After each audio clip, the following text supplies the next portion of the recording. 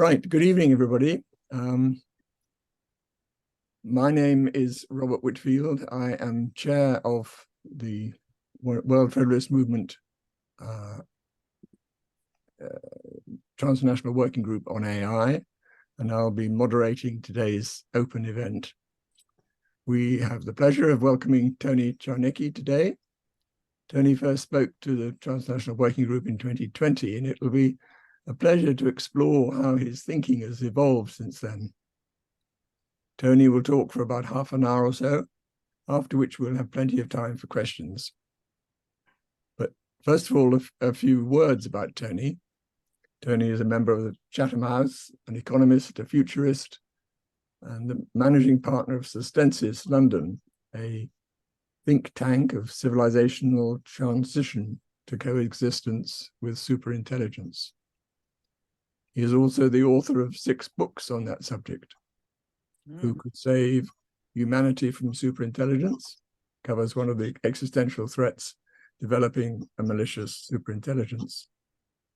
Federate to Survive proposes that the most urgent task for humans to survive beyond this century is for all nations to federate. Democracy for Human Federation suggests that the federalization of the world should be simultaneously accompanied by a deep reform of democracy.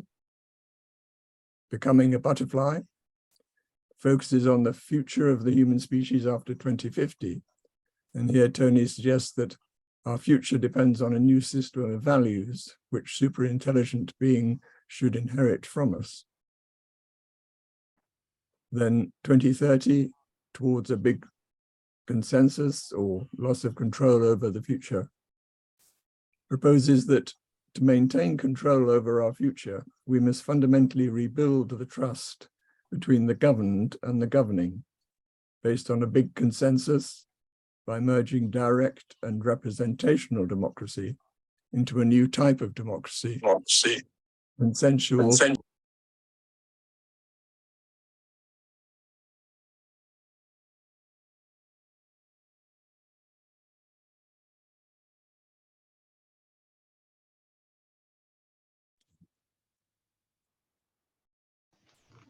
No sound anymore, I think. Sorry, Robert. I think that you are mute. Yeah, you are mute. Have I been muted the whole time? Hello? No, No, just about 10 seconds. Okay.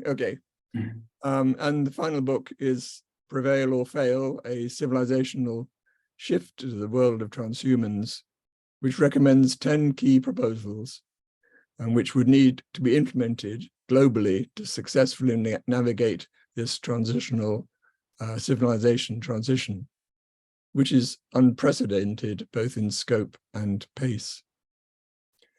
Now, it is Prevail or Fail, the book that Tony will be talking about today. So welcome, Tony, and over to you.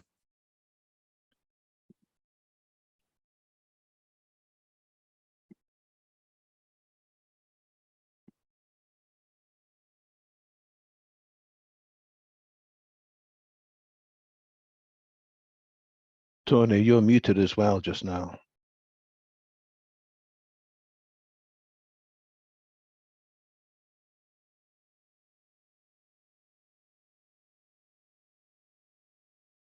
Mute. Right. That's fine, we can hear you. All right, okay. Well, thanks, Robert, for organizing the event. Actually, this is the second presentation, very similar to the one I gave over 2 months ago. But times are changing very, very fast indeed. So what you hear today is slightly different from what I delivered in June. So perhaps I'll start with the definitions. What are we going to talk about? How we have arrived at artificial intelligence. And I don't want to go to the beginning of electronics as such, but we certainly need to begin with something that we know very well, that's information technology. for me, superintelligence or AI as such is just a simulation of human intelligence in a machine. And it began around 60 years ago with the development of information technology, so data, processors, memory, interfaces, communications, and so on. The key aspect of information technology in relation to AI is that it is largely binary decisions that it is giving as an output. It's almost always the same result. That's what I would call is the body of artificial intelligence. Artificial intelligence as such is really based, or it gives us probabilistic decisions, which is very similar to how we work as humans. At the moment, what we have is so-called artificial narrow intelligence, ANI, which on top of what information technology has been for the last half a century, provides sensors, endurance, enabling machine learning, large language models, which gave us ChatGPT, Claude 2, and other AI assistants to make intelligent decisions. At the moment, AI surpasses human intelligence in just a single area, although this is changing rapidly.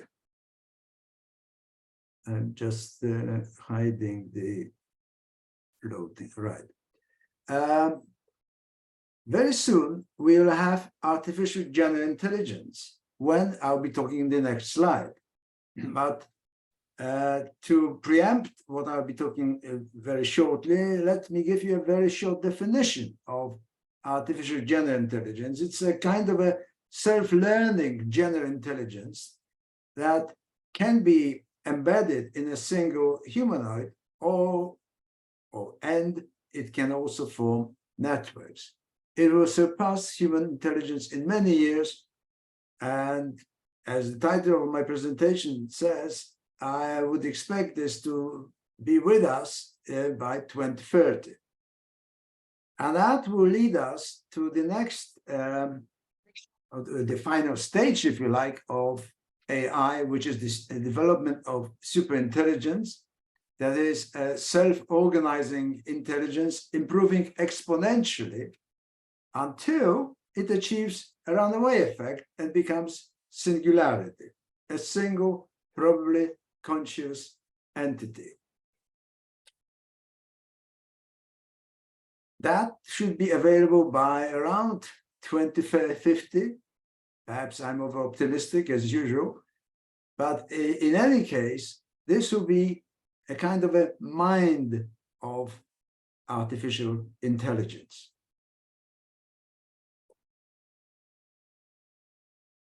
Now, the question in the title needs some justification.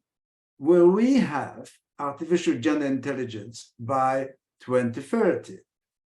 So will that artificial intelligence, which is a self-learning, superior to humans intelligence, capable of solving any task far better than any human, emerge within the next 7 years? That definition is definitely too long, and very few people would remember it. So I have come with a shorter one, which I hope you like, that AGI is simply much smarter than any human. And why it is, I would suggest a preferred definition, is that it focuses on what AGI can do to us. It can outsmart us. And if it does, it may be out of control. And the majority of most of my presentation is dedicated to controlling AI or AGI. Now, people give different dates for when AGI will emerge. Ray Kurzweil is probably one of the best known futurists. And he said 14 years ago that we shall have human level intelligence by 2029. Elon Musk just a few weeks ago said it should be 2028, 29, so precisely that we will have, not may, we will have digital superintelligence smarter than any human at anything. Geoffrey Hinton, the inventor of the transformer technology that gave us ChatGPT, said it could be 5 to 20 years, but then she said, well, it could be any time. So it's anybody's guess. Demis Hassabis, the founder of DeepMind, says it could be within a few years. And then 61% of AI specialists in the poll carried out by Alex Friedman said it will arrive within a decade. I would say that the year 2030, as things look like now, is probably the latest date. I would go that far. And one of the arguments that I'll give in supporting that claim is that sudden, I call it panic meeting between Mr. Sunak and Mr. Biden at the beginning of June that gave birth to the AI summit in London this autumn.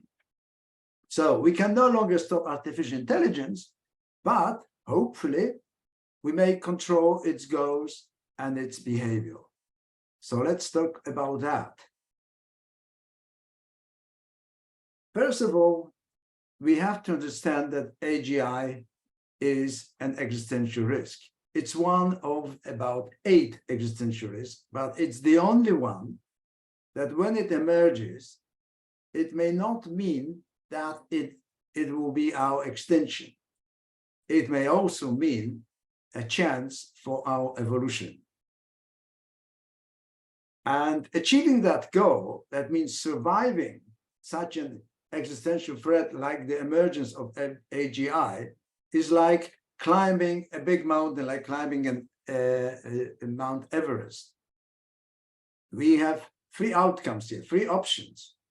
First of all, seeing how difficult it is to climb, we say, well, we give up. Let AGI do it as it pleases, leave us alone. Well, I'm afraid that's not a very good outcome. The option 2 would be that we decided to climb, but we aren't prepared. We do it ineffectively, or, which is most likely, we'll do it too late. And then, according to some forecasts, like the late Professor Stephen Hawking or Martin Rees, the astronomer royal, say that the chances of us perishing by the end of this century are more than 50%. So that would mean that we fail. And the third option is that we climb being prepared. So we control AGI on time and gradually evolve into a new species. That means we prevail, and hence the link with the title of my book. In summary, we have to keep AGI under control, not when it emerges, but before then, because when it emerges, as I said, it will be smarter than us. So if you want to harness our controls onto something that is much smarter than us, it simply wouldn't work. So let's focus now on the positive message, on how we can evolve rather than being extinct once AGI emerges. In order to do that, we have to do what I call a civilizational shift to coexistence with superintelligence.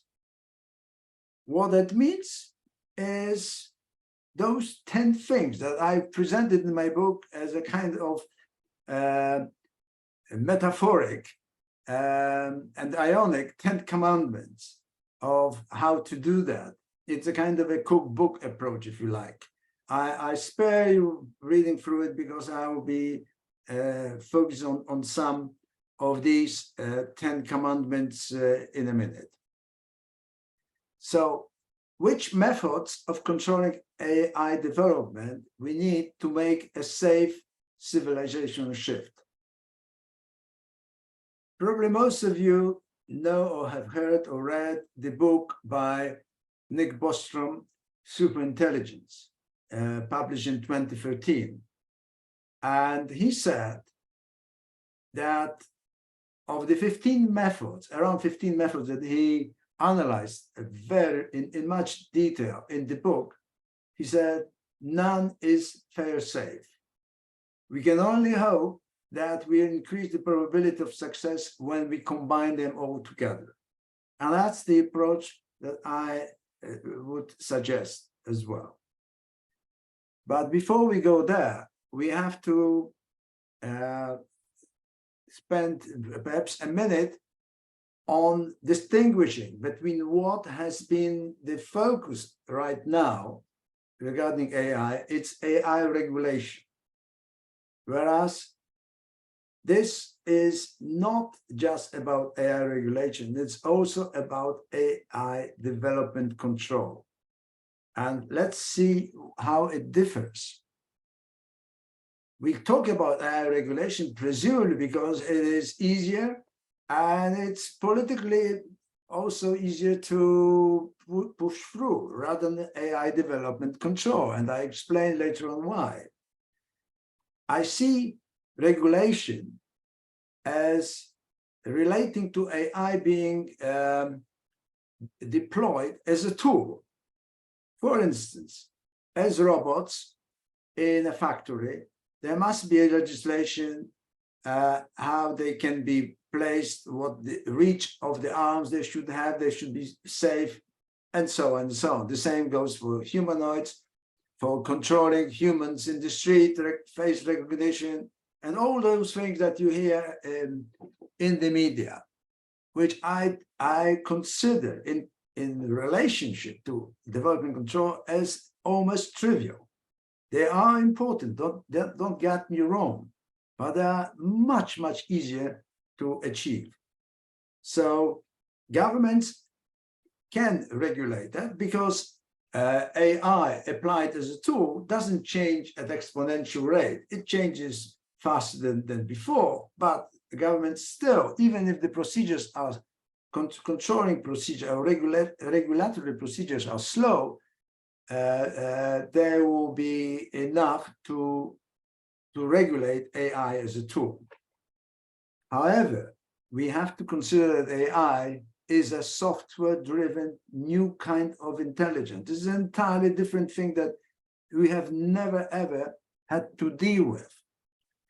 And as such, it may be very dangerous if it is out of control because its behavior will be also out of control. It can set up its own goals and preferences, whereas we want that it learns our preferences. And in that way, it is aligned with what we want. The AI alignment is a new term that means precisely that our AI preferences are aligned with us, with ours.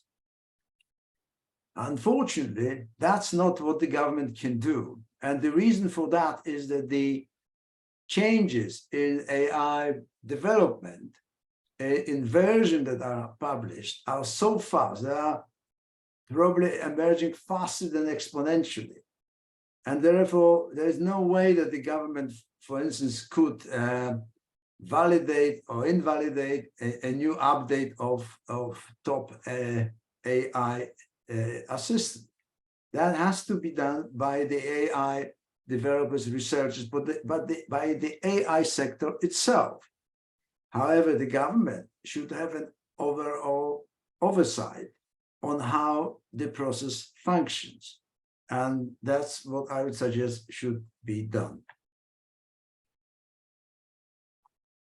Referring to Nick Bostrom's suggestion that we need to combine the available methods of controlling AI development, I create a kind of a mature AI maturing framework and starts probably with one of the most difficult bits. and this is the agreement on what are the universal values of humanity and human preferences. These would have to be in place before we have such a system of control. That means within the next perhaps 2-3 years, and they should be applied globally. Of course, this is not feasible. So what is the option? Well, you may say, okay, those that develop the AI, they just take it on their shoulders and do it on our behalf. Totally undemocratic and barely acceptable or unacceptable. So what is the other way around? Well, we'll have to use what I call 80-20 rule. The approach that I propose later on may not be ideal, but this is realistic. And I focus on realism rather than idealism. So that's the first point. The second point is that we should nurture AI as a child in the real environment, among people at home, school, and workplace, like humanoids. So we are not talking about keeping AI in the cage being software environment, like AI assistants are largely being considered now, but embedded in the humanoids. And this is already happening as I speak.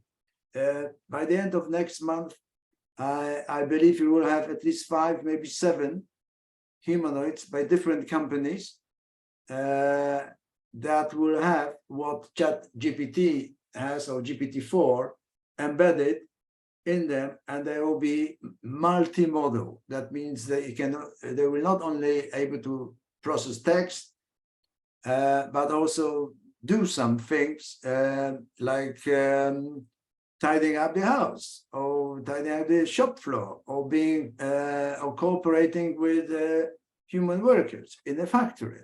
That's all what will be a very important thing if we consider that this AGI has to learn our preferences. And what should happen is that AGI or AGI in the making should have a way of sharing various AIs implementation, sharing their experience of existing within with humans, and seeing how humans are applying their values. And then the best conclusions or the right conclusions, in quotes, would be uploaded to the new versions of AI software. That actually is happening as I speak, or it has been happening for the last few years, where in Tesla, all Tesla cars, when they encounter unforeseen accident or action, they report it to the center, then it is reanalyzed, and the right issue of new software is being uploaded to all Tesla cars. And in similar way, all AIs might be updated in the same way. But I would suggest that even if we apply the remaining, say, 7-8 approaches that Nick Bostrom proposes, that might not be enough. So I have come up with a different one, which is that we will have to control AGI, what I call master chip, which is a digital device, directly by selected transhuman governors. I appreciate that when you hear this, you may think, wow, Tony is crazy, what he's proposing will never happen, and that's going to a dustbin straight away. Okay, it may be so. So I look forward to listening to your challenging question during the QA session. For the time being, let me push forward with that and explain how I think it might be done, and how we may actually evolve from humans to transhumans and then post-humans. Probably most of you have heard about the brain-computer interface, like this one here, in a kind of a helmet, is a device that enables wireless transmission of our thoughts to external computers and processes. We all know our human body. This is who we are. But have you ever thought that we actually are made of two parts? We have a body and we have a brain, which is permanently fused with our corpus. Now, what's the relevance of this? Let's see how the BCI, the brain-computer interface, changes who we are and what are we capable of. So when we put BCI interface, what it does, it enables those who have it communicate wirelessly with external computer. Let's say it's a supercomputer. And that way, you make yourself a transhuman. And look at these examples. In January this year, there are now a number of people, but there was the first lady who is completely paralyzed. She managed, using the BCI devices, which is permanently embedded, hundreds of thousands of electrodes that read her brain waves. She manages to type on a computer 62 words per minute. She can operate her banking account, answer emails, and so on, all by thought alone.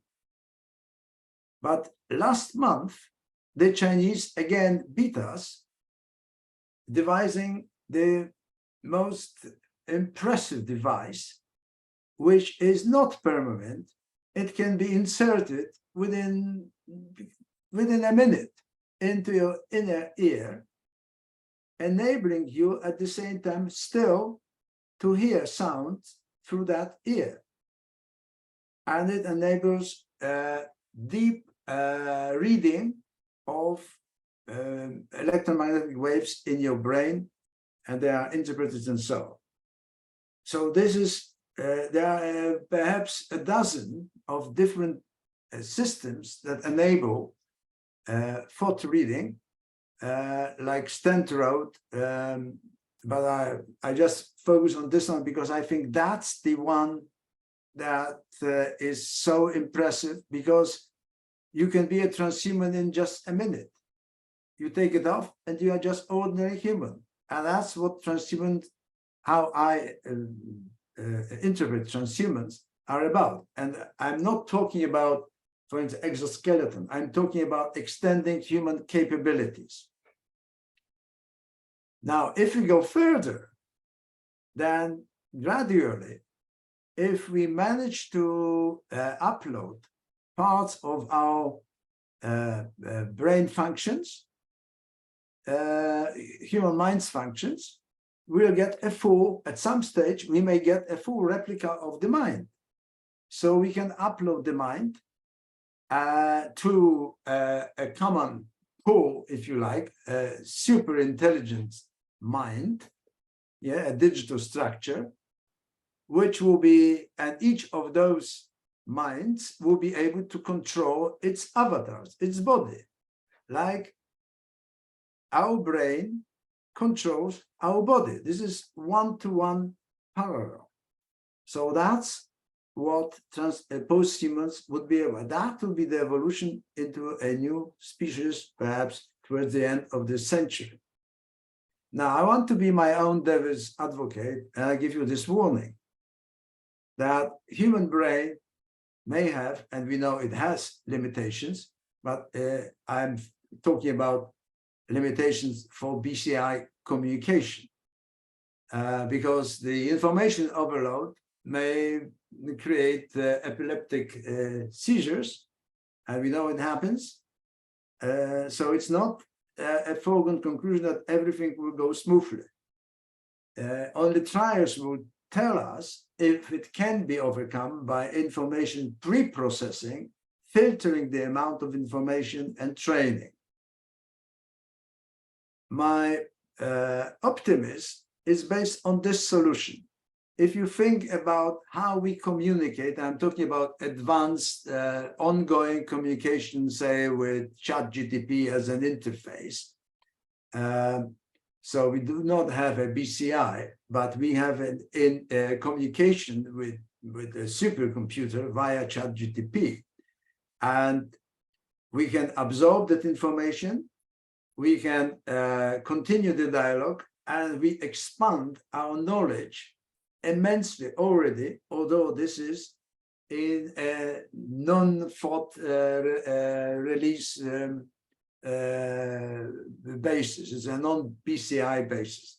So I think something like that might be created, and I stick to this as a solution. So now we know that how transhumans might operate. Now, how they could control superintelligence, because that's the main thing.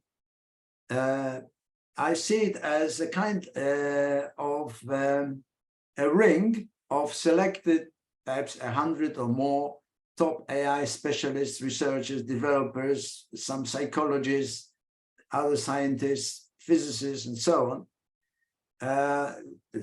That would be connected wirelessly by BCI to master plate, of which I was talking about, which will have a kind of a main control switch. Probably most of you have heard of what I call, what is called basic input output system, BIOS.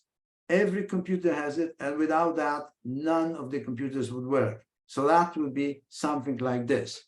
The operators, those transhuman governors, they would operate 24 hours, 7 days in shifts. Of course, this would be a sheer, immense burden to communicate with computer by thought.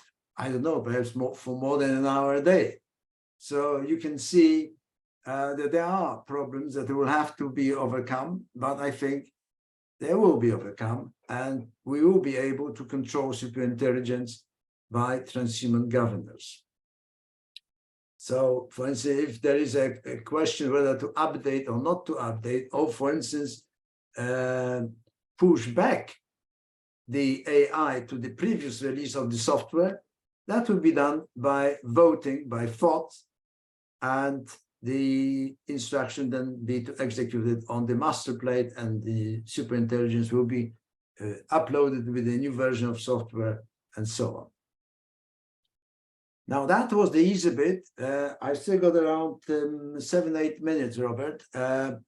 It's challenges of a global AI development control. So that was the technology, but how to put it in place that people accept this. So how can we control AGI superintelligence effectively? I spoke about regulation. That's put on the one side. That's a relatively easy thing. The first problem we face is that we already have around 40 ChatGPT level AI assistants like Claude 2 and others. So it is unimaginable that we can successfully control those AGI that we know of, but there are certainly many more, like in North Korea, Russia, some other developing countries. China is generally quite open of what is being developed, which is a very encouraging sign. But there are others that do not say so. Even private, very rich people could do that. So we cannot rely on hundreds of AGIs. What we need is to develop one global superintelligence program like the Manhattan project. And then we need one global company, global AI company, I call it the GAICOM, which could be a joint venture like CERN. And that company would be supervised, if you like, or controlled by a global AI control agency, which would be coming from the AI sector and organized as a consortium. And we have a fantastic example of W3C Internet Consortium that has been functioning for over 30 years with very limited resources and extremely well. So that definitely can be done. And to support what I'm just saying, here's the latest. Just a week ago, we have the new creation by 4 companies, Google, Microsoft, OpenAI, and Anthropic, of what they call Frontier Model Forum, to do precisely what I'm talking about. So things are going really in the right direction, and I hope that my optimism will be further substantiated by similar actions. And once we have that, we need also the Global AI Governance Agency, something like the International Atomic Energy Authority, that would supervise the whole process on a global basis. So AI regulation and AI control on our behalf. And that is a very difficult bit. So let's talk about this one. How can you create Global AI Governance Agency? The first step perhaps is being made as we speak. That Global AI Summit in London, autumn 2023, so in two months roughly, initiated by Mr. Sunak and Mr. Biden, may actually create the foundations for Global AI Governance Agency. Not functioning, but at least describing what it is to be and nominating, for instance, or selecting the place where it will be based. Of course, Mr. Sunak thinks it should be London. We will have a Global AI Control Agency, which should be based in USA, because 70% of AI development is based there. So this is quite natural, it should be there. But obviously, other global companies should be invited there. They will be supervised by GIGA, and obviously any legislation proposal would go to GIGA. And that's why GIGA is so important, because it will require legalistic basis for the proposals that are to operate globally. So we have this Frontier Model Forum already operating as GICA. So what next? Believe it or not, we already had the third element, which is GAIRA, or currently called GPI, Global Partnership on AI, which is operated from the OECD office in Paris. So this is the third element. It only needs some conversion. So you can see that we are quite nicely, I would say, aiming in that direction. The biggest problem is this, GIGA. Can we get that off the hook, so to speak? And to do that, and since I'm talking to the World Federalist movement, we have to look at the federation, federating the world. Of course, it is impossible. For over 70 years, WFM tried to do that. It hasn't unfortunately achieved that. And it probably never achieved this, because it's unrealistic that all countries will adhere to democratic principles like those formed in the United Nations Charter. So we have to compromise and rely on a de facto world government, which will be formed, which might be formed from the members of these organizations. For instance, that means that the countries in those organizations will be forming the world government. In the European political community, about which you may not have heard, there are 48 countries. That was formed last year in October, and Britain, even Turkey, Azerbaijan, Georgia, and so on are members of that organization. And that is the kind of a solution, an expanded G7 that really can make a difference. Not all the nations, not all the countries will be members of that world government, but the bulk of the democratic world will be able to do that. Like just to support my optimism again, G7 managed to create a global partnership on AI in just 1 year during a walk in the woods. That's how things really happen, and they can happen very fast. So if we have the de facto world government, that would give the legalistic support to the global AI governance agency. And if we have a de facto world government, this will also help us very quickly to create global welfare state, which we need to soften civilization shift to a transhuman world. Why? Because we have a mountain of pressure, global. It's the climate change that needs an immediate, really hard push. It's the migration, partially triggered by that global warming. All this needs to be sorted out. So what I am proposing in my book is to create the Global Welfare Distribution Fund. Essentially that every country, including the recipient country, donates or gives, say, 2% of GDP to a common bank. And from that bank, the projects are funded like the programs of the European Union are funded, which are very well controlled. And you see what happened to those newly joining countries. And on that basis, we could create in time global welfare state. My final slide is going into the future. So what happens after roughly 2030? How can we go from what that civilization shift may mean?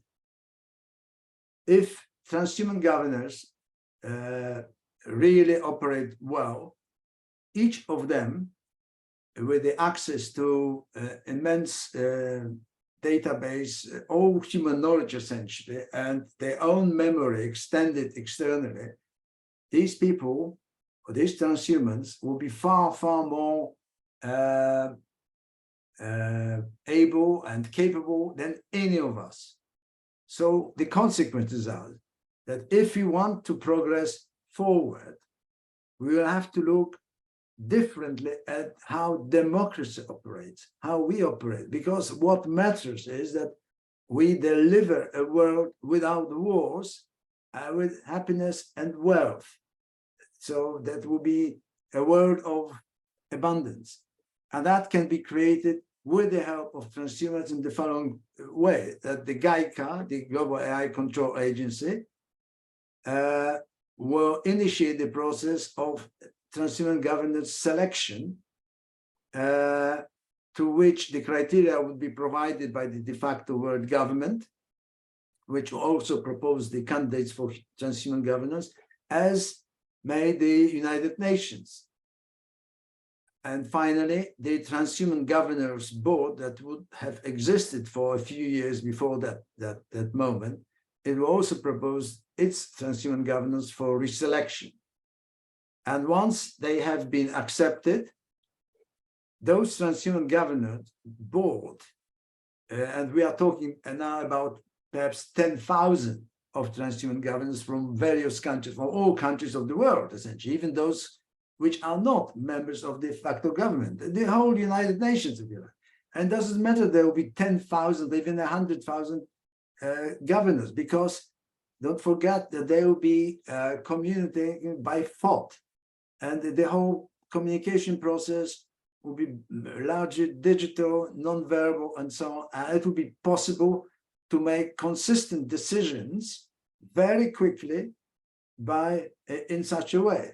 So the question is, why would we have a standard, a typical way of operating world affairs via the de facto world government when we can have a transhuman world government?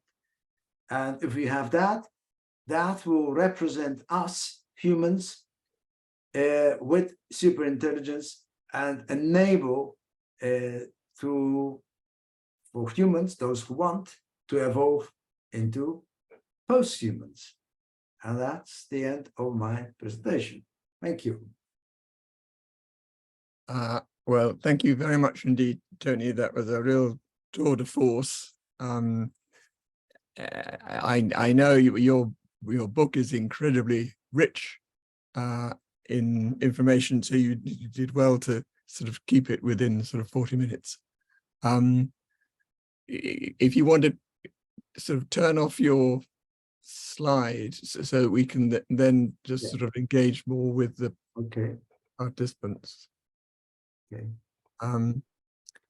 And what I'd like to suggest is that people who would like to ask a question, if you could raise your hand, and we will then sort of go through the questions.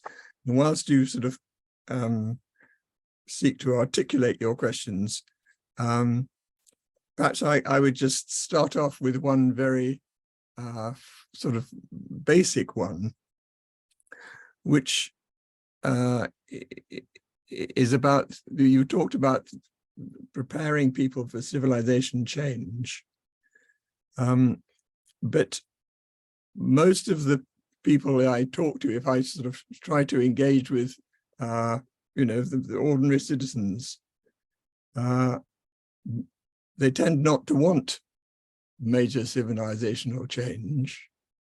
If you look at the different scenarios painted by Max Tegmark in Life 3.0, and you try to get people to choose which one of those scenarios they want, the large majority of the ordinary sort of people in the street that I talk to don't want any of them.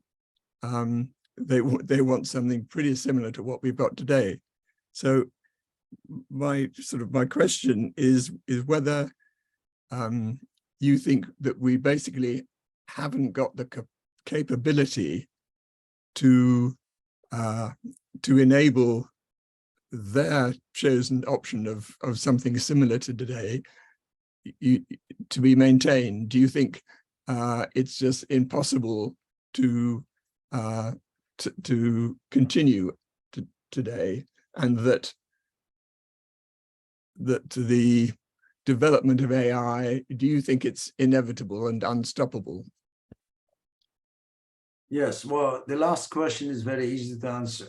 AI is unstoppable in any practical way. I've been thinking about that, how it might be done, switching off electricity, for instance, globally, and putting us back, say, 200 years. If the law of evolution continues, then in perhaps 50 years from that moment, we will still be more or less where we are now.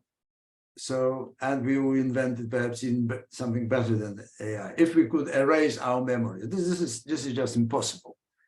The second question, and what you initially mentioned, is much more difficult. And I absolutely sympathize with all those who are just shattered by the vocabulary that I've used in my presentation. Other people use it as well, because it is so different from what people see as their life future than what I think is realistic.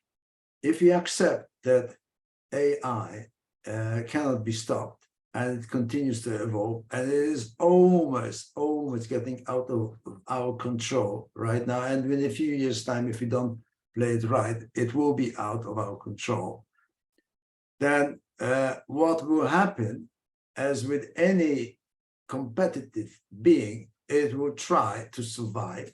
That means it will try to reassure itself the required resources, first of all, energy, and then it will try to multiply, as most species do. So it will be competing with us, even if it doesn't, let's put it bluntly, kill us directly. It can do that indirectly by starving us, either of energy or even the resources that are absolutely vital. so and that's why this existential risk. And I just for a minute ignore the fact that it may be directly hostile to us. So that's why the extinction is very, very likely if we do nothing.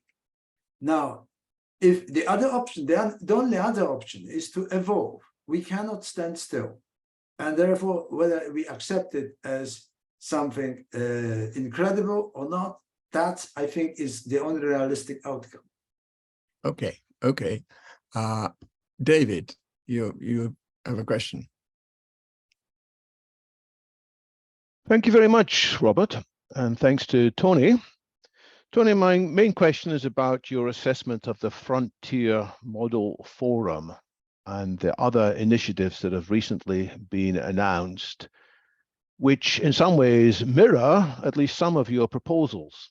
People are saying, well, there are issues here. Things are moving fast. If we all work separately, we'll be in an unhelpful competitive race, which some people have even called an AI suicide race. In other words, the companies that win this race will regret it because it will develop an AI that is unsafe. So the 4 companies you mentioned are seemingly doing something impressive and encouraging. So how do you assess their chances of being successful in what they are trying to do? Yes, I've been asked that question before. And I've been thinking about whether the Frontier Model Forum is really that thing that I hope for. I'm trying to be harsh in my own optimism, saying that after all, these are commercial beasts and they think about their shareholders and so on. But they think primarily about their survival. If, for instance, something goes horribly wrong for one of these companies, just one of these companies, and an event, a global event happens because they did not follow certain obvious almost rules, they may seem obvious after the event, then the American government may be very harsh, I would say. And this is a threat for them. They do it not because they just love it. They think this is the easiest way to get out of jail card. Whether it is successful, that's a different matter. I think it may be, because I refer to my model of developing one superintelligence. Sooner or later, it will happen. Even if the Chinese or other countries develop AGI, or a private rich individual does that, this forum, say, or GAICA in my presentation, would ensure that one concentrated program like the Manhattan Project will be by far the best and the most advanced whatever is on the planet. So any AGI that comes out will be nowhere near that good as that one. And that is my source of optimism, that it will develop in that way. So the forum goes a little bit further than the existing partnership, an American partnership on AI created in 2016. So I think this is a good omen. Regarding, because you asked questions of other events, the autumn summit, I'm extremely positive surprise of Mr. Sunak initiative, because that was his initiative. And whatever we may think about the conservatives and so on, he did the very right thing. And he is a techie, in a way, so he understands, I think, better than most politicians today, British politicians, what the potential danger is. And therefore, I am optimistic for the summit as well. Thank you. Shaya, you have a question.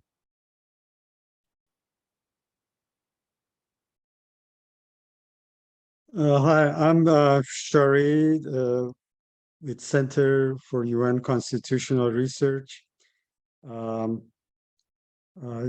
specialty is global governance and the UN Charter. But 1,000 years ago, right here in Silicon Valley, I also got a master's degree in computer science. And I kind of know a little bit of the science. But the issue that we have with all these global challenges are common. Why why we cannot control them is or put an end to them is the governance of it, the governance issue.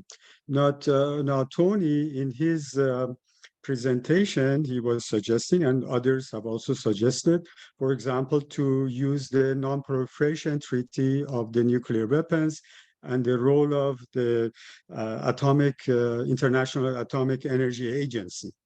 Now, remind you that when this NPT was signed, we only had 5 nuclear states, and the number of weapons were more limited. Now we have 9, soon maybe 10th, with Iran joining the nuclear club, and we have 13,000 nuclear weapons. So you can hardly say the Atomic Energy Agency has been successful. And in fact, they, even though they monitor countries like Iran and those who are not currently having nuclear weapons, they have no authorization to test the Russian sites, no authorization to test the Chinese sites. So it's really a non-proliferation for others rather than nuclear disarmament, which is the Article 6 of the NPT Non-Proliferation Treaty. So having hope that the existing UN, without substantial reform, and the existing Security Council, that everything ends up going to the Security Council, will have that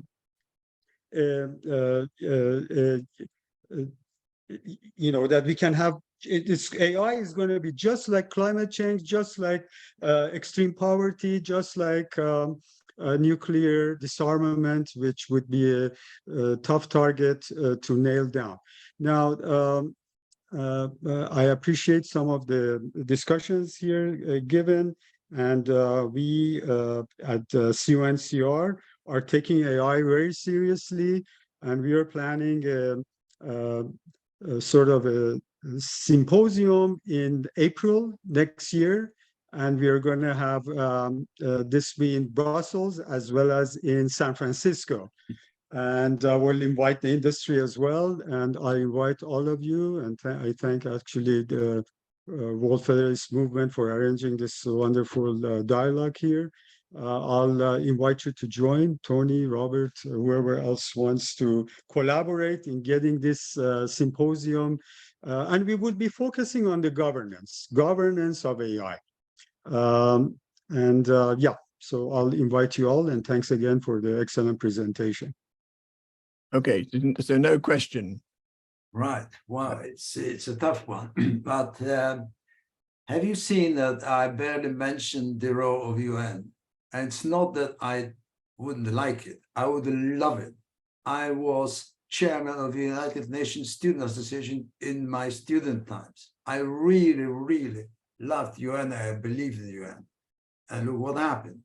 I say I'm mainly pragmatist. And what is good is what works. The UN, unfortunately, doesn't work. Although in some areas, even in global warming, I think UN has done quite a lot. We don't appreciate it that much. Perhaps not enough, but much, much more than I had expected. Regarding AI, I have no hope whatsoever for UN giving any meaningful contribution. I am so angry even with myself that the UN, which should have been our last hope, the best hope, does so little and so much. But this is the world that we live in. So we have to see what is possible. And the only possibility is that we will get a kind of a pseudo world government or de facto world government created in a very informal way, which will take up decisions that will be applied by the majority of the democratic most of the world. And you rightly say, when you link it to the International Atomic Energy Authority, that they didn't manage to eliminate the proliferation of atomic weapons.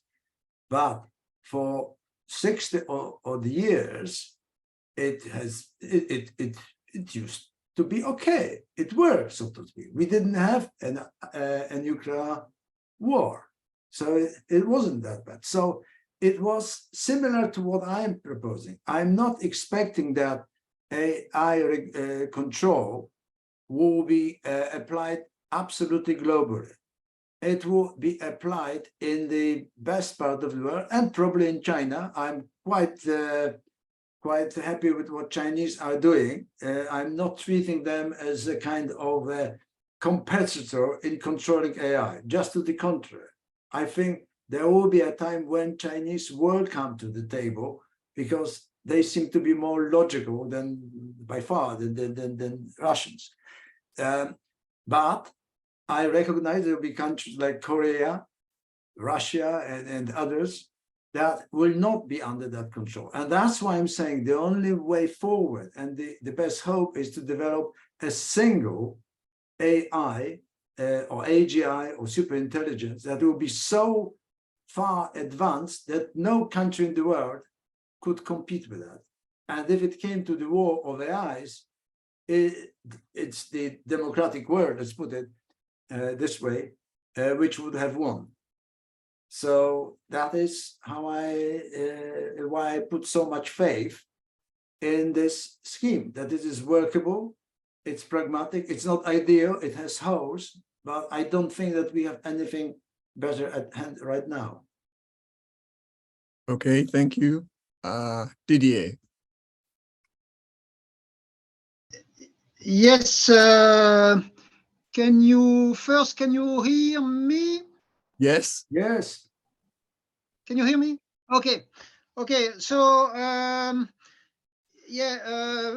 very interesting discussion. Thank you for this. But I have a few different comments. Maybe the first one, and maybe the most important one, is there are many very clever people who have and very clever organizations who have very many proposals. And to be honest, your proposal is interesting but too complicated in my opinion. So I think the best thing that we here can do is to push for something relatively simple, and probably what's going on at the level of UK plus UN is the only thing who has a chance to, let's say, go fast enough. That's one thing I want to say. The second thing I want to say is there are very clever people, and among other people, Eliezer Yudkowsky, but also others, who think that the probability that we will have super intelligence that we, let's say, cannot stop to destroy us is about something like certain. Why? Or at least that it is something like certain that if we have super intelligence, more intelligence than us, we cannot stop it. Like it would be impossible for chimpanzees to put us in a jail. We would find a solution. So why do you disagree with this? Let's say in a few words. Then third thing that I want to say, you said I'm about sure that we will have super intelligence, if I understood correctly. Well, for me, we are not so sure for two reasons. Well, the first is, maybe there is something that we don't know and that makes us quite unique. I don't think that's a big possibility, but the second possibility is maybe technological progress will stop and well, maybe slowly, but that's a small possibility, but brutally, just because we have a World War III or something, yeah,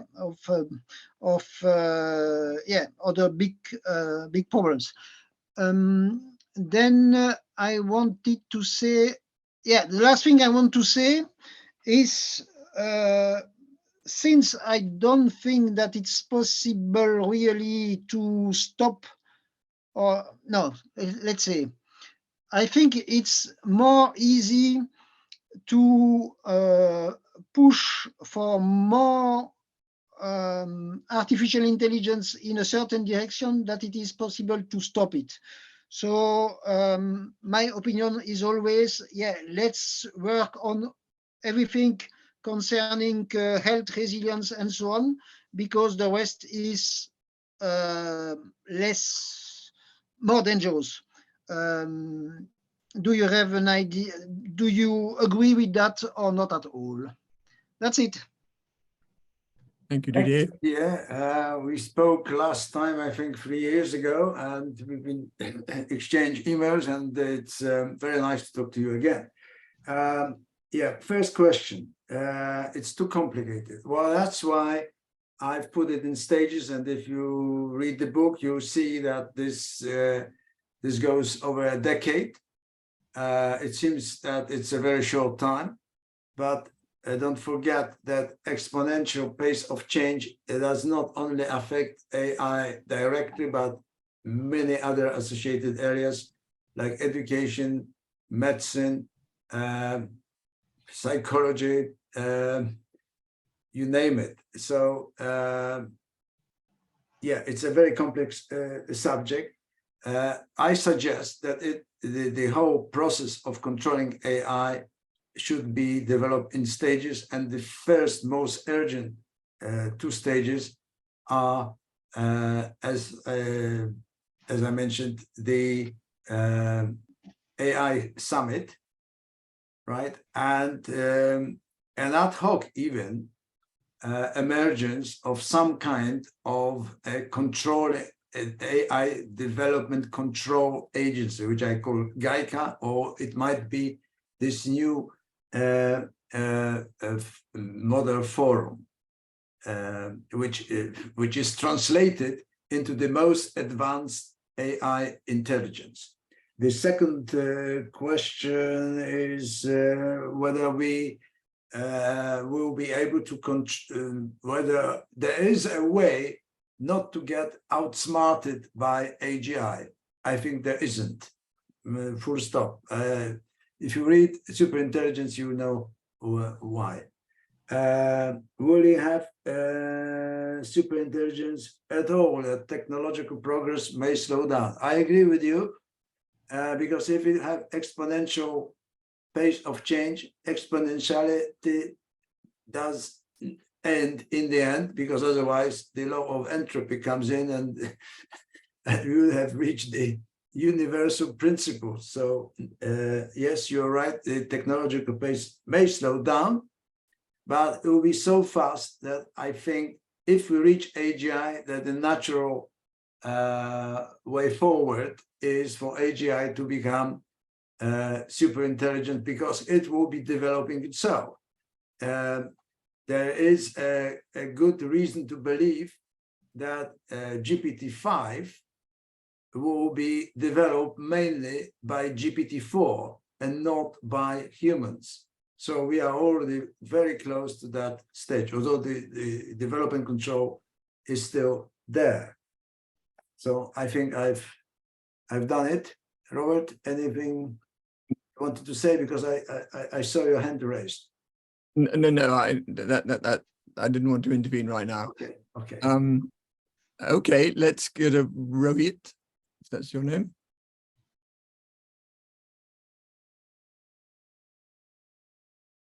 You're muted, I think. Yeah. Hi, Tony. Thank you for that. I guess the issue always comes with these things is that bridge to implementation. You've proposed a very radical set of options that require a lot of buy-in from a lot of quarters. And for me, it seems like there are 4 different, if you like, categories. One is the countries that have not tended to buy into the world order. So let's take China.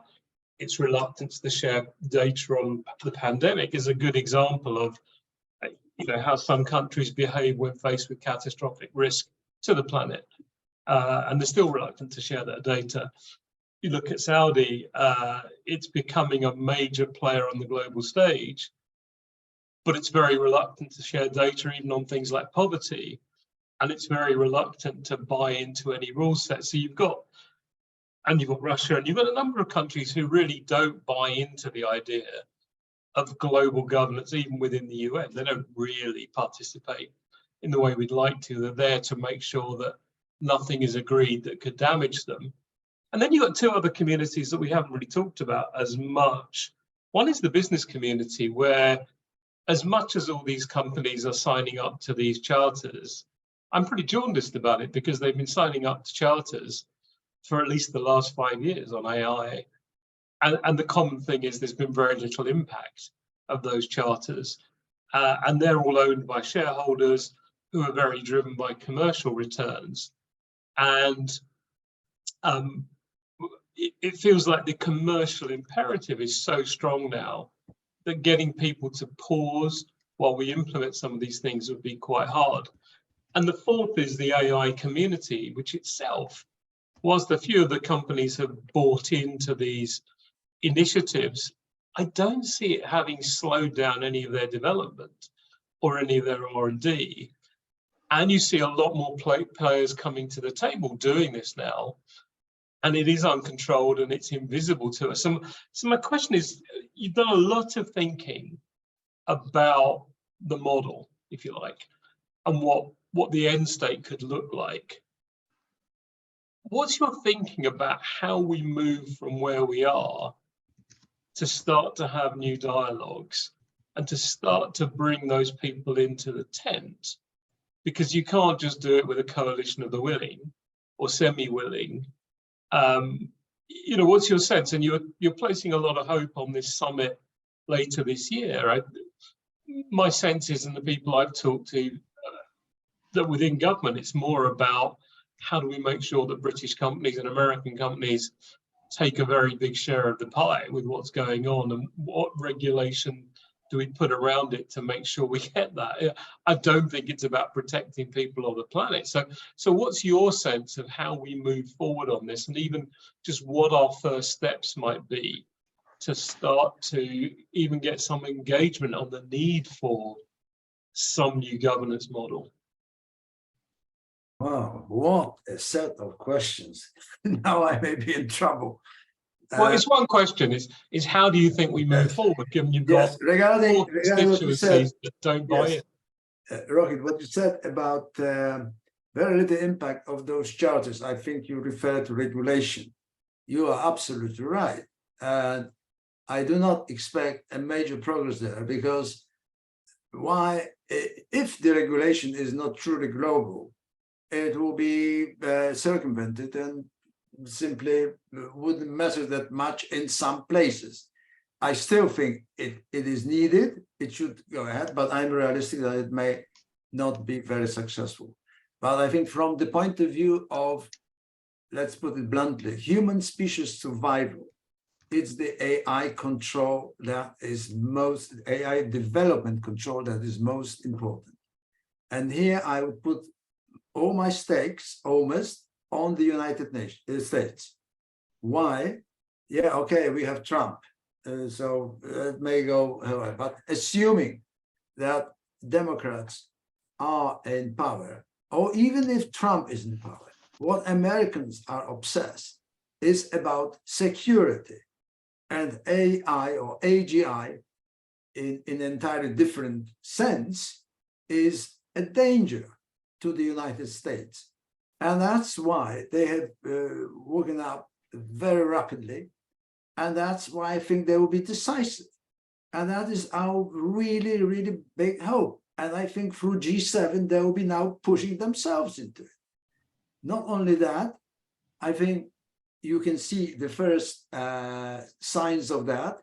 Both the Americans and the Chinese see that they can't fight each other. They have to find common ground for agreement. So they have to focus on what they agree on. And AI or AGI, sooner or later, will be a danger to Chinese as well. And they recognize, they have 2017 that act on controlling AI, which is going much further than what the West has developed. So this is good news. I don't want to exaggerate that. I see the danger. I see the procrastination. Even we will see the battle, the real battle in the AI summit in London. I doubt that Russia will participate in that, but there will be countries that will be slowing it down and trying to play like they've been playing in the United Nations, that nothing happens. So generally, I maintain my optimism, and I think there are signs that we may just get it on time. Okay, Jose, your question, please. Yes. Hello. First of all, Tony, great to see you again. Fantastic talk. I loved it. Just two little corrections. One is that it is GPT, Generative Pre-trained Transformers. It's not GTP, as you were pronouncing. The P goes before the T. The other thing is, you mentioned about Ray Kurzweil. I know him very well. Actually, he sent me the manuscript of his latest book, The Singularity is Nearer, that will come out next year.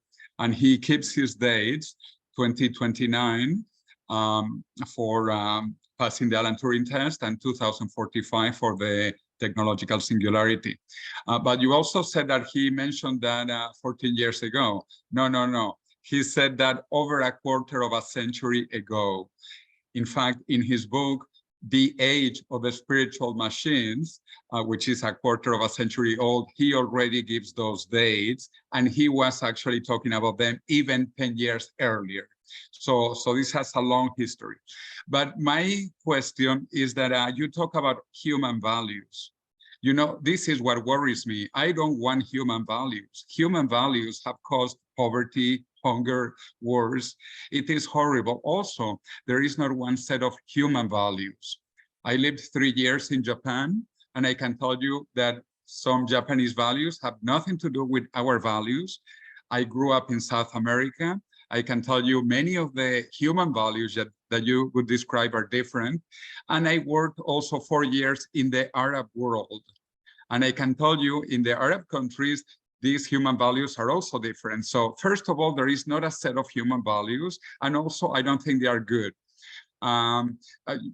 Talking about elections, most people don't like the results of the US elections, or even in the United Kingdom, something like 5 prime ministers in 5 years. Or to tell you something closer to me now, because I live in Spain now, after leaving another horrible government in Venezuela, a totalitarian criminal assassin government in Venezuela. So I don't like those values of that criminal government. But coming back to Spain, which is supposed to be a democracy, we had elections on May, which were a disaster. Then we had general elections because the elections were so bad. We had general elections also last month, even worse disaster. It is so bad that now there will be another general election in a few months. And in Spain now is the president of the European Union, the rotating presidency, and it's giving such a disaster example. 3 elections in the last few months, and we will not have a government. So actually, I would prefer a robot president. I would prefer an artificial general intelligence president. I am not afraid of artificial intelligence. I am afraid of human stupidity. Human stupidity is what worries me. And I see so much human stupidity. So I want to be more intelligent, and I want artificial intelligence to help me with that. And just to finish this question, and why I'm not afraid, because this is, as Ray Kurzweil describes very well in his coming book, The Singularity is Nearer, is that we are merging with this artificial intelligence, and we will become smarter. We will become more intelligent.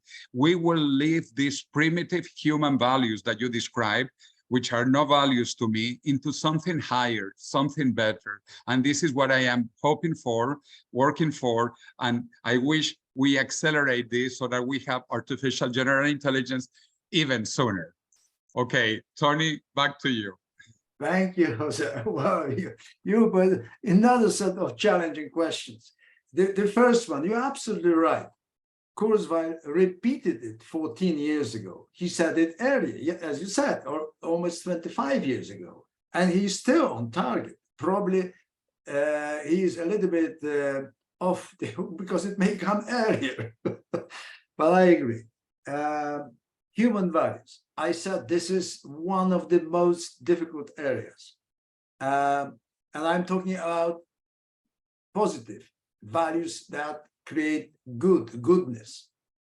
But what is goodness for South Americans may not be the same for the Chinese or for the Europeans and so on. We differ. We are different civilization, not in evolutionary terms, but in historic terms. So how do you square the circle? How do you bring into one basket values of Saudi Arabia, Iran, Israel, United States, United Kingdom, and so on? I simply don't know. I think from the AGI point of view, if it asks us a question, what are your preferences and what are your values? I wonder what the question should be. I don't have an exact answer, but I would like to at least encircle the set of values that we definitely stick to. So what we agree on universally. There may not be a lot, but there might be something like preservation of life, that nobody, no death penalty. I mean, some very basic things. So shrink the list from the Declaration of Human Rights, UN, but in such a way that almost every country would subscribe to it, which may even include North Korea. AGI precedent. Do you think that you would like an event where AGI does some harm to us? Is that what you meant? Because you mentioned in your last question, AGI event, which will be a threatening event that wakes us up. Is this what you are talking about? No, but I think it is positive that we become more intelligent. And again, you were talking about transhumanism. I am a transhumanist. I think we are going to expand our capabilities, not just longevity. And here I have in my back the book with my dear co-author, David Good, The Death of Death, that all of you need to read, please. All of you need to read The Death of Death. We also talk a little bit about artificial intelligence, why it will help us to live longer. But anyway, yeah, I want to be more intelligent. So yeah. I want to merge with artificial general intelligence. Yeah.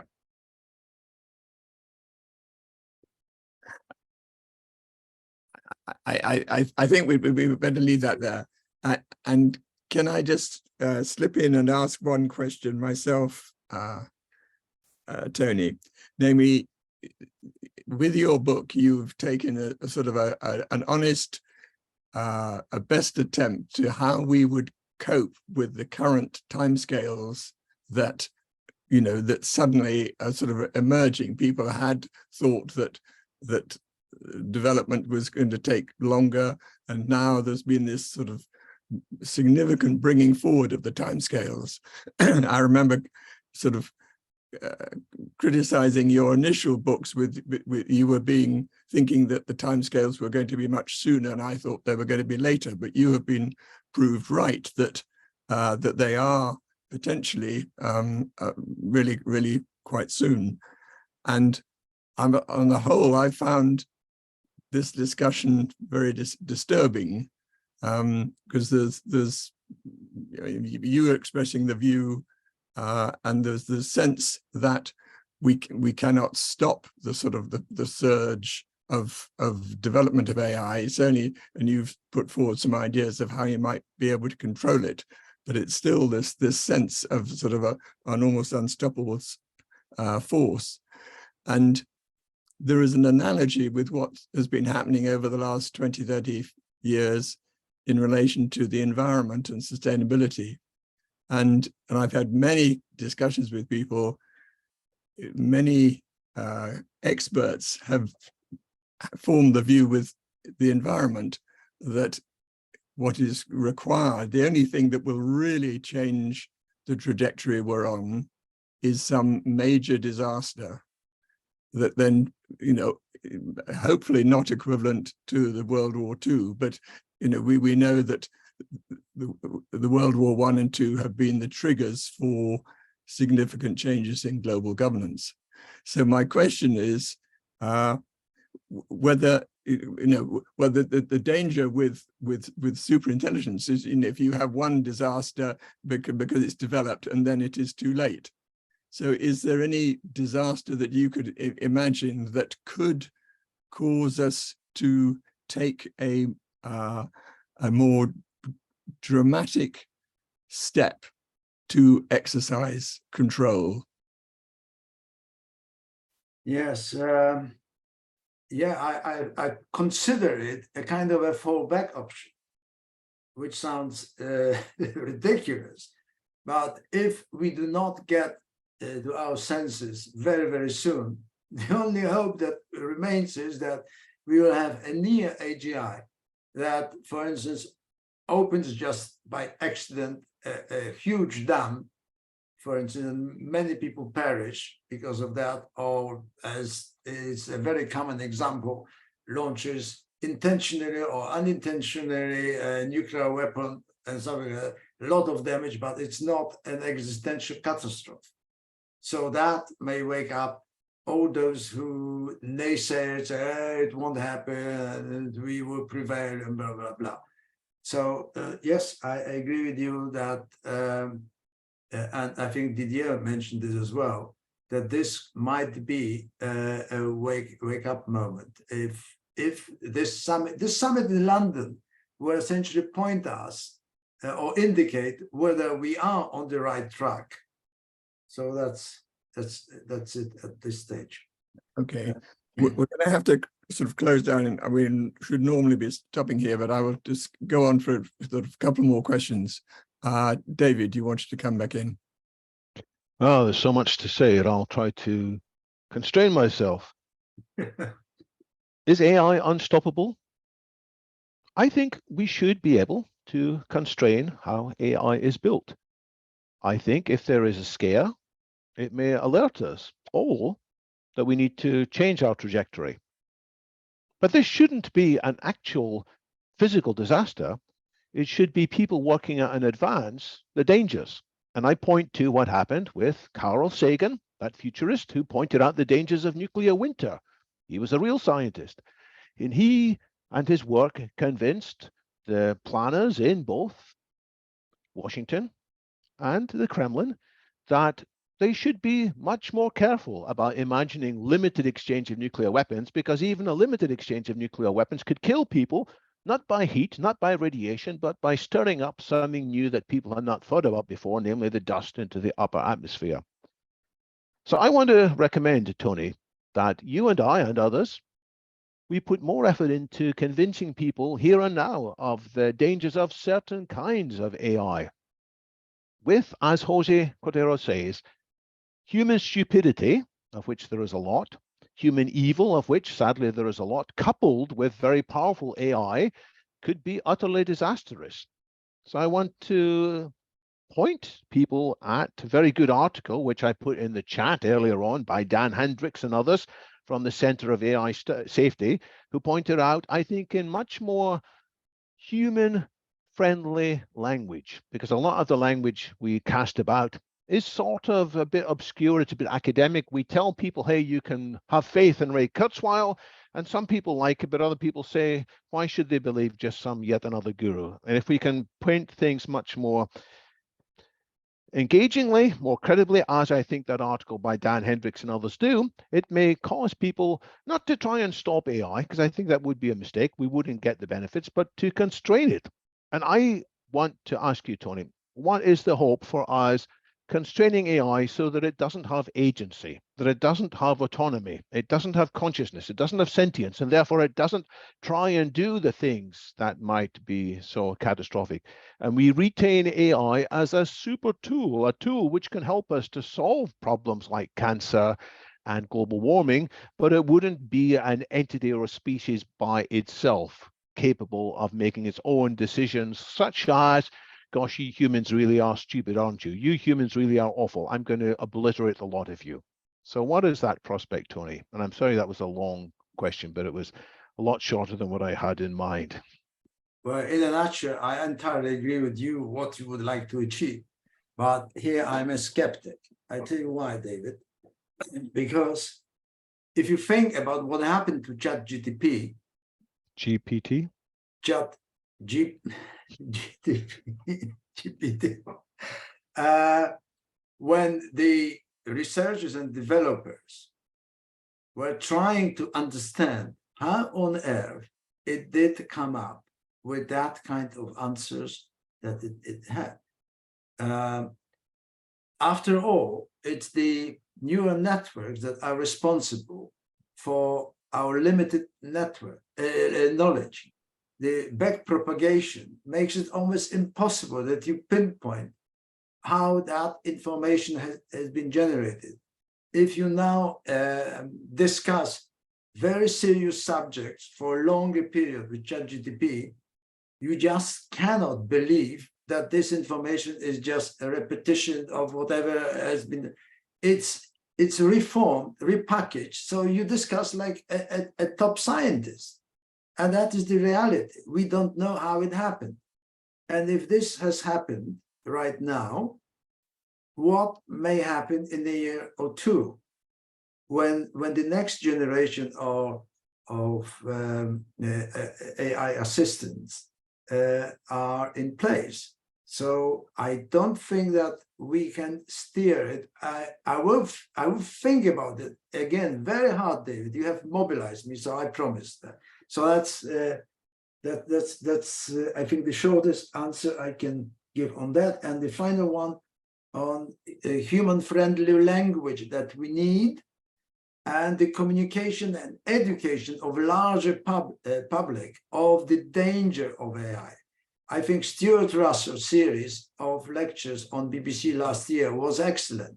That's what we should be doing, and we should be repeating. BBC should take a mantle almost of becoming a broadcaster on AI, both good and bad, rather on the bad side, I would suggest, so that we don't gloss over those dangers, but we bring it forward and we engage in a less fatalistic way with the general public, so that people do understand that this is a potentially a dangerous thing, and that we have to treat it very seriously, and therefore accept some limitations of our freedom or whatever, because it will come. Oh, for instance, the reform of democracy entirely, yeah, which is always preposterous, what I said. I think we all agree with that sort of the need for that sort of initiative, and I think we'll all collaborate to see how we can bring that about. I'd like to finish with one question. Fernando, you have a question.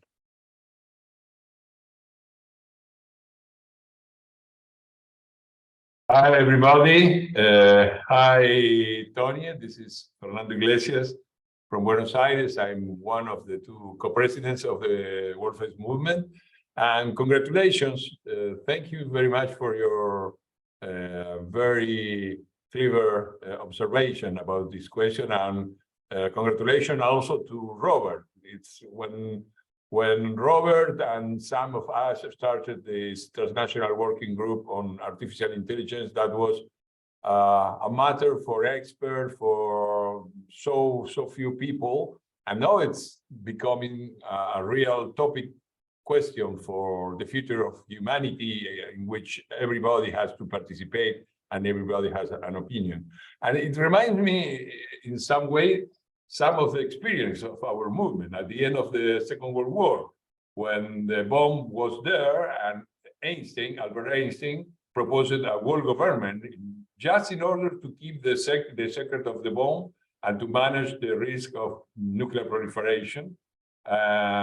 And also your strategy reminds me the European strategy of the European carbon and steel community, meaning not trying to develop everything from the beginning, but just trying to concentrate on a single. This was the functionalist strategy, which in tension with the Federalist approach was very effective in developing the structures and institutions in order to have a democratic Europe. And this is very clever, I think, because we are running out of time. We are having exponential change in the field of technology, a linear change in the field of politics. So we need something right now. And your proposal is very interesting. A little observation. I didn't see the G20. I think that G20, which includes, for instance, my country, Argentina, is more interesting than the G7. It's a kind of ampliation of executive power. Anyway, my question and my concerns are about the possibility. I mean, when you speak about, in a very logic way, the state agencies, the political agencies, international agencies, I meaning the state politics, but the developers of this technology are private, are the GAFA, you know, Amazon, Google, Microsoft, Apple, etc., etc. My concern is about how this state agencies, political agencies could keep the control if the control is in the hands of big private corporation. And this asymmetry, I ignore. I am an ignorant in many fields, but particularly in the field of technology. Is that possible? Is that possible that a GAICA agency, as you propose, will be able to keep the control of developing AI all over the world with in hands of private sectors, etc.? That's my question. Thank you very much for your participation and your observations. Thank you, Fernando. I'll be very brief with the answer. Yes, I share your concern, but I think I can be positive because look what is happening in America when Biden calls the top executive of AI companies or developing AI. They show up, and almost within 2-3 days, something happens. It doesn't take weeks; it takes days. Because I think America does consider it really, really seriously. And that was a change since the release of ChatGPT. Yeah. So that will be my short answer. I hope so. Which was an upbeat note, which I'm delighted we're able to close the session on an upbeat moment. Tony, that was a fascinating discussion. A great deal to talk about and think about, and I think hopefully to act on in terms of sort of campaigning, communicating, as David was suggesting. So I'd like to thank you very much.